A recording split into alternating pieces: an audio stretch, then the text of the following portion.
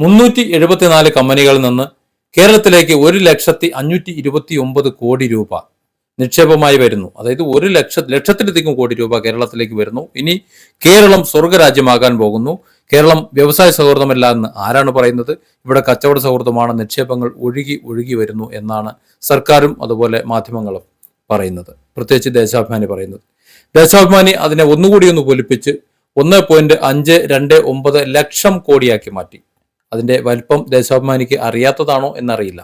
കാര്യങ്ങൾ എങ്ങനെയൊക്കെയാണെന്നുണ്ടെങ്കിലും വണ്ടൂരിൽ ഒരു ബോർഡ് ഉയർന്നത് വണ്ടൂരിലെ കയറ്റിറക്ക് തൊഴിലാളികളുടെ നിരന്തരമായ കൂലി വർധനവ് കാരണം നിരന്തരമായി ജീവനക്കാരെ ഭീഷണിപ്പെടുത്തുകയും ചെയ്യുന്നതിനാൽ ഈ സ്ഥാപനത്തിന്റെ പ്രവർത്തനം മുന്നോട്ട് കൊണ്ടുപോകാൻ സാധിക്കുന്നില്ല, ഞങ്ങളുടെ പ്രവർത്തനം നിർത്തുകയാണ് എന്ന് ഹജർ സ്റ്റോൺ മാനേജർ ഒരു ബോർഡ് എഴുതി ഒട്ടിച്ചിരിക്കുന്നു.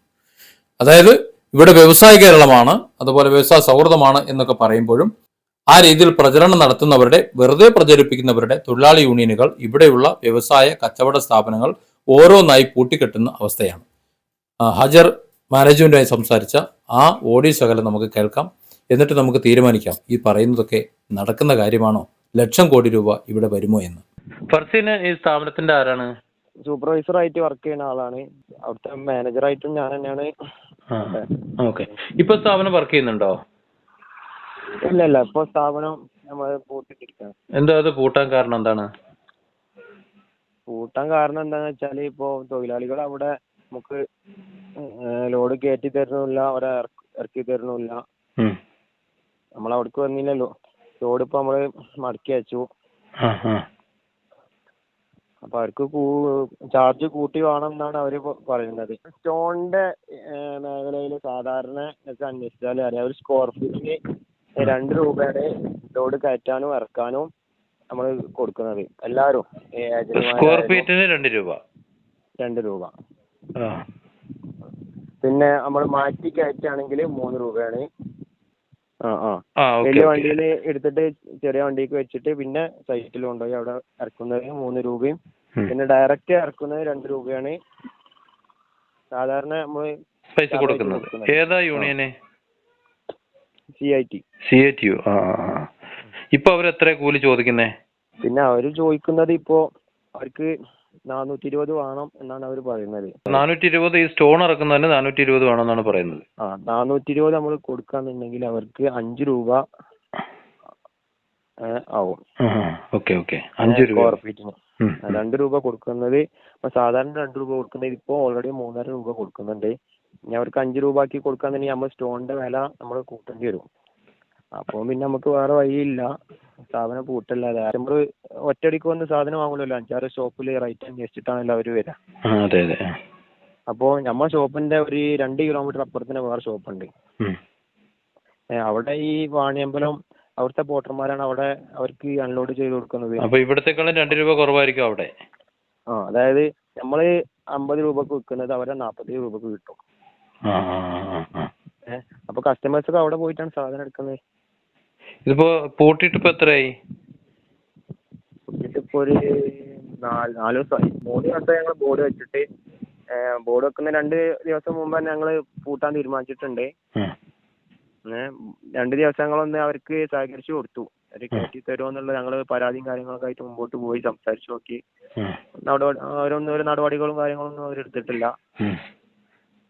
അപ്പൊ ഞങ്ങൾ ബോർഡ് വെക്കാൻ, ഞങ്ങൾ പൂട്ടാണെന്ന് പറഞ്ഞു. അവർ ബോർഡിൽ പോയിട്ട് എഴുതി കൊടുത്തു. അവരായിക്കോട്ടെ എന്ന് പറഞ്ഞു.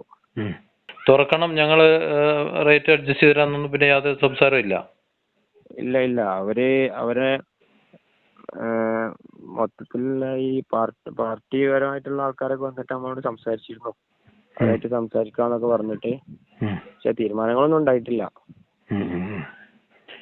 നമ്മള് അവര് എന്താ നമുക്ക് കയറ്റി തരുന്നില്ല, നമ്മള് വേറെ ഒരാളെ വെച്ചിട്ട് നമുക്ക് കച്ചവടം ചെയ്യാൻ അവർ സമ്മതിക്കുന്നില്ല. അതായത് നമുക്ക് ഇറക്കാനും പറ്റില്ല. ഇല്ല.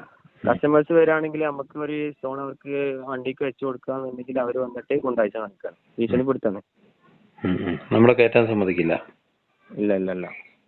പിന്നെ അടച്ചു പൂട്ടല്ലാതെ വേറെ മാർഗമില്ലല്ലോ, വെറുതെ തുറന്നിട്ട് എന്താ കാര്യം. നമ്മളൊരു വീട് കൊട്ടേഷൻ എടുത്തിട്ട് നമ്മളവിടെ സ്റ്റോൺ കൊണ്ടുപോയി വിരിച്ചു കൊടുക്കുന്ന തൊഴിലാളികളുണ്ടല്ലോ, അവർക്കൊക്കെ നമ്മൾ സ്ഥാപനം പൂട്ടി കഴിഞ്ഞാൽ അവരൊക്കെ ജോലി നഷ്ടാവല്ലേ. അവരൊക്കെ മലയാളികളാണോ? മലയാളികളാണ്. നിലവിലിപ്പോ അവരെന്താ ചെയ്യുന്നത്?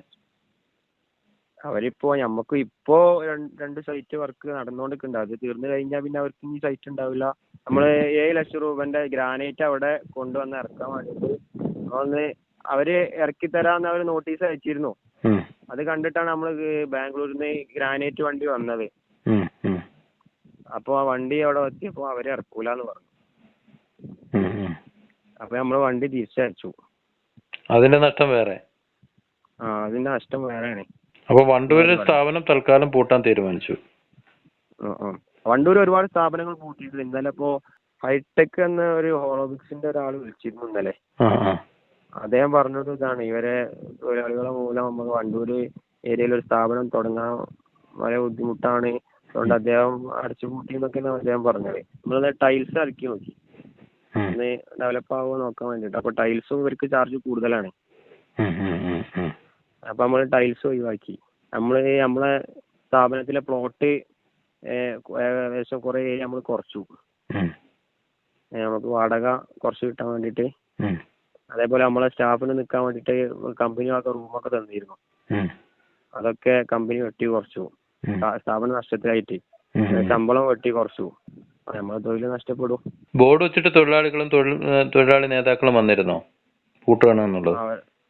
അവരെ നേതാക്കന്മാരൊക്കെ വന്നിരുന്നു. ഇവരായിട്ട് സംസാരിക്കാന്നൊക്കെ പറഞ്ഞിട്ട് ഇന്നലെ അവര് പോയിരുന്നു.